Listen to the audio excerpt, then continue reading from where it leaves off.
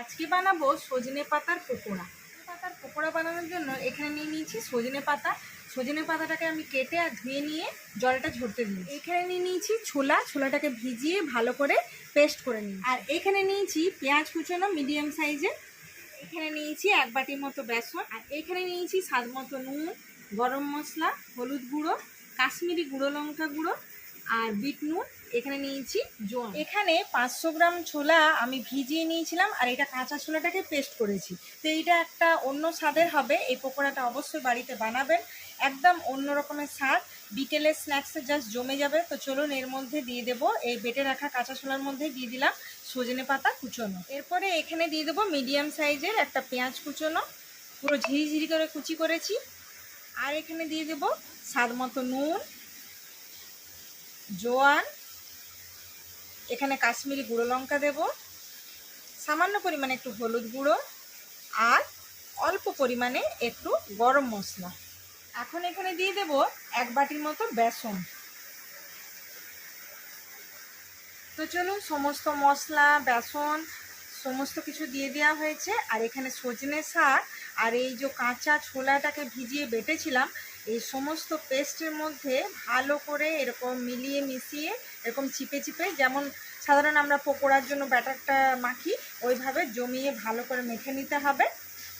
তো দেখতেই পাচ্ছেন এইভাবে মাখাটা হবে। তো চলুন আমি কড়াই বসিয়ে নিয়েছি। এরপরে এর মধ্যে দিয়ে দেবো সর্ষের তেল। তো দেখুন তেল গরম হয়ে গেছে। এরপর এর মধ্যে দিয়ে দেবো এই সজনে পাতার পকোড়াগুলোকে করে নিয়ে এইভাবে গরম তেলের মধ্যে ছেড়ে দেব।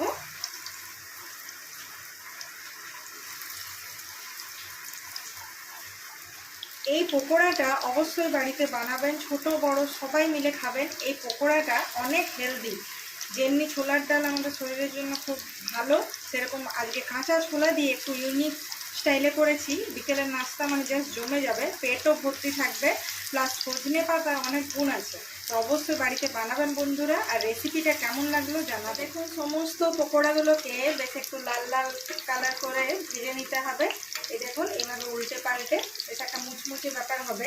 আর কেউ বলতেই পারবে না যে সজনে পাতা এত সুন্দর, এত টেস্টি অ্যান্ড হেলদি পকোড়া হতে পারে বাড়িতে।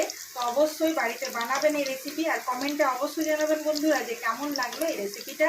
রাজনন্দিনী ফুড লাভার্সে এরকমভাবে অনেক অনেক অনেক ভালোবাসা দিয়ে যাবেন। এই পকোড়াটা বানানোর জন্য অবশ্যই সর্ষের তেল ইউজ করবেন। সর্ষের তেল না হলে এই পকোড়াটা মানাবে না। তো দেখতেই পাচ্ছেন খুব সুন্দর কালারটা হয়েছে। এরকমভাবে বেশ একটু লাল লাল করে ভেজে নেবেন। আর গরম গরম এই সজনে পাতার পকোড়া বাড়িতে ফ্যামিলির সাথে এনজয় করুন। চলুন গরম গরম পকোড়া রেডি, সজনে পাতার পকোড়া। এরপরে খেয়ে বলবে যে কেমন হয়েছে টেস্টটা। গন্ধ তো দারুণ এসছে।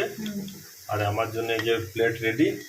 আর প্লেটের মধ্যে সসও দিয়ে দিয়েছে, সস, গ্রিন চাটনি, যেমন যার খেতে ইচ্ছে করবে ঝাল ঝাল চাটনি দিয়ে জাস্ট জমিয়ে খাবেন, ফ্যামিলির সাথে এনজয় করবেন। আর খেয়ে বলবেন কমেন্টে অবশ্যই বন্ধুরা যে কেমন লাগলো। গরম গরম সজনে পাতার পকোড়ার উপরে একটু বিট নুন ছড়িয়ে দিলাম, একটু চাট মশলা, যে যেমন যা পারবেন দিবেন। আমি একটু বিট নুন দিয়েছি, একটু সস দিয়ে, আর জাস্ট জমিয়ে খাওয়া হবে।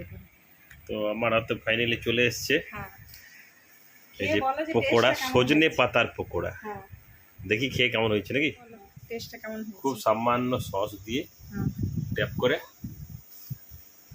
ক্রিস্পি হয়েছে, একদম ক্রিস্পি ফোটা, ভেতরটা একটা নরম নরম। আর ছোলার যেহেতু ছোলা দিয়ে হয়েছে না, কাঁচা ছোলা, কাঁচা ছোলা, ছোলার এইগুলো একটু আছে। হ্যাঁ, ইচ্ছে করে মানে দুটো একটা মানে মুখে যেতে লাগে, ভালো লেগেছে, দারুণ। মানে এমনিতে তো বেসন সবসময় ইউজ করাই হয়, এটাতে বেসন দেওয়া হয়েছে, কিন্তু ছোলা বাটাটা স্পেশালি এটার জন্য। আর এইভাবে অবশ্যই বাড়িতে বানিয়ে খাবেন, মানে যথেষ্ট হেলদি।